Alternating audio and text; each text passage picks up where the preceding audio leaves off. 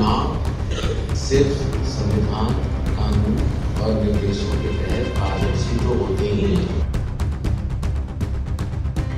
क्या मुख्य चुनाव आयुक्त ज्ञानेश कुमार अपने ही जवाबों के जाल में घिरते नजर आ रहे हैं?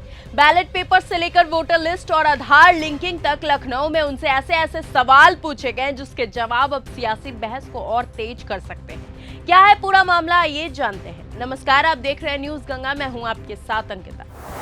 आज बात करेंगे मुख्य चुनाव आयुक्त ज्ञानेश कुमार के उन जवाबों की जिन पर विपक्ष और चुनाव प्रक्रिया को लेकर सवाल उठाने वालों की नजर है। दरअसल ज्ञानेश कुमार इस वक्त लखनऊ में मौजूद हैं, जहां पत्रकारों ने उनसे चुनाव आयोग की पारदर्शिता और चुनाव प्रक्रिया से जुड़े कई अहम सवाल पूछे हैं। जब उनसे चुनाव आयोग पर लग रहे आरोपों और निष्पक्षता को लेकर सवाल किए गए तो ज्ञानेश कुमार ने साफ कहा कि चुनाव आयोग की पारदर्शिता अटल सत्य है और वो आरोपों से डरते नहीं हैं।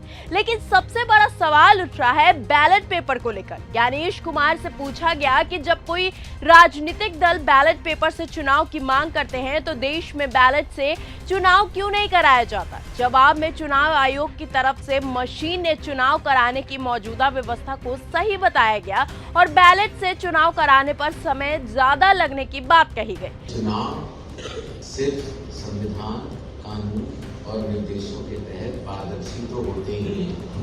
इसके बाद दूसरा बड़ा मुद्दा सामने आता है, एक देश एक मतदाता सूची। ज्ञानेश कुमार के मुताबिक लोकसभा, विधानसभा, पंचायत और नगर निकाय चुनाव के लिए एक ही मतदाता सूची से चुनाव कराना संभव नहीं है और राज्यवार मतदाता सूची की व्यवस्था रहेगी। वहीं आधार और वोटर आईडी को जोड़ने के सवालों पर भी उन्होंने इनकार किया। इसके पीछे आधार कानून से जुड़े प्रावधानों का हवाला दिया गया।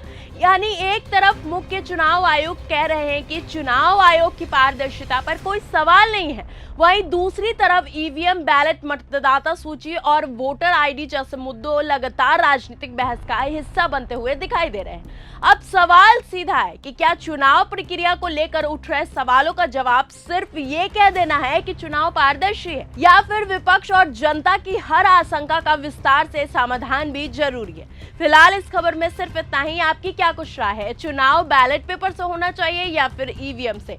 कमेंट करके अपनी राय हमें जरूर बताएं। तब तक के लिए धन्यवाद। अगर आपको यह हमारा वीडियो पसंद आया हो तो इसे लाइक और शेयर करना बिल्कुल ना भूलें। साथ ही हमारे चैनल न्यूज गंगा को सब्सक्राइब और फॉलो जरूर करें ताकि देश और दुनिया की हर बड़ी खबर आप तक सबसे पहले पहुंचे।